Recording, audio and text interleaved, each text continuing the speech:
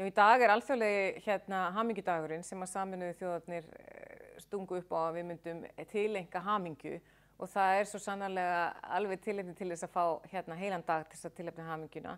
En ég myndi nú ráðleggja öllum að tileinka allt árið hamingjunni.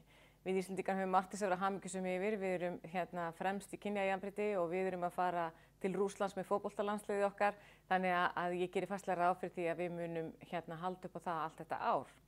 En stundum þegar að tala rannsóknir í sambandi við hamingju og þá dettur fólki í hug, sérstaklega ungu fólki, að það sé já, það hlýtur á því það að ég verði að vera rík eða ríkur, að ég þurfi að vera óslega falleg, að ég þurfi að vera óslega mjó, að ég þurfi að vera fræg og svo framvegis. Þannig að þetta það svona sem að kannski flestum ungum fólki dettur í hug að skipti mestu máli í sambandi við hamingju.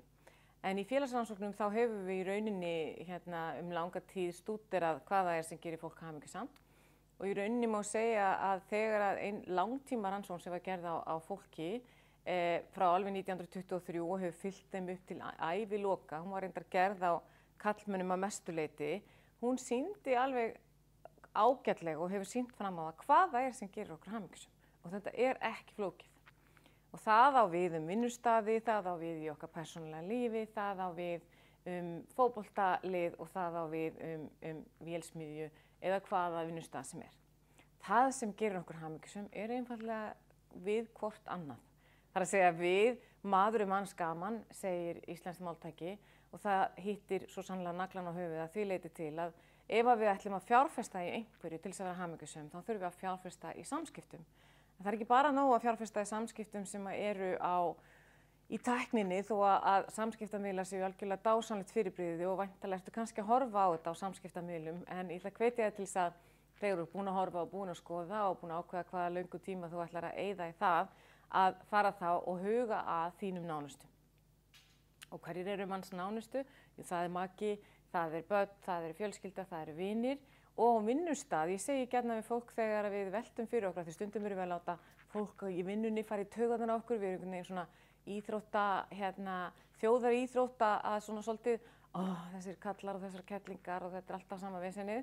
En það voða gott að hafa í huga að þeir sem ekki eru með vinnu, sem reyndar ekki nema 2,4% á Íslandi, það aldrei helgar í lífi þess fólks. Það mjög mikilvægt að minna sig á það að það sem að gerir umgjörð líf manns og þar sem að maður eyðir mestum tíma, það með vinnufélögum sínum.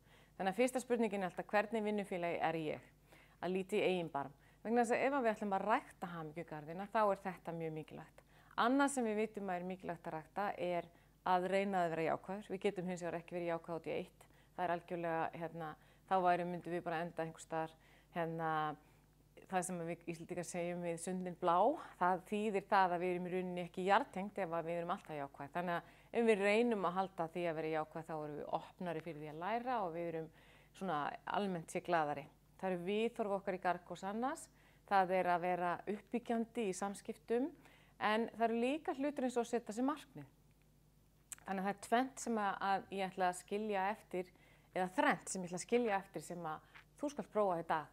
Fyrsta lagi, það að setja sér markmið. Við vitum það að það eykur hamingju manns einfaldlega að setja sér markmið og vera að stefna einhverju.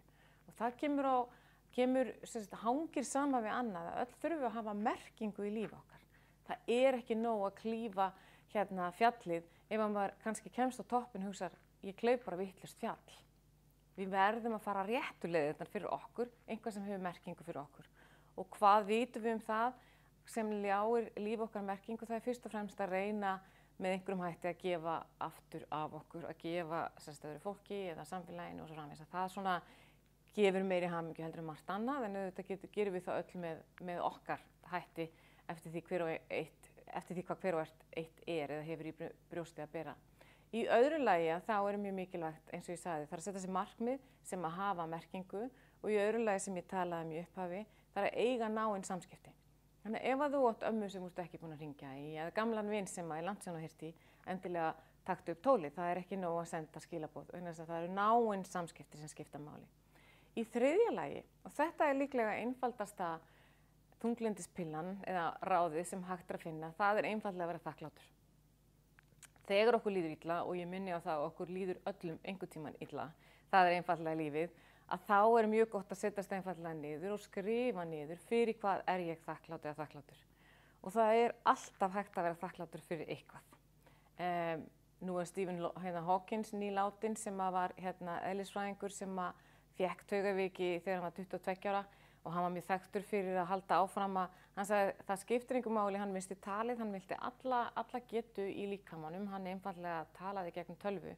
Hann sagði ef að maður hefur ennþá hugsun, þá getur maður gefið af sér og þá getur maður verið þakklátur fyrir það. Þannig að það í rauninni alveg sama hvar við erum stödd, við getum alltaf fundið einhvað til þess að vera þakklátt yfir. Og þetta þrennt, súman af þessu í rauninni það að við svona hækkum hamingju okkar og erum þar flesta daga. En ég minni á að ef við erum þar alltaf, þá verðum við pínkulegt skrítin.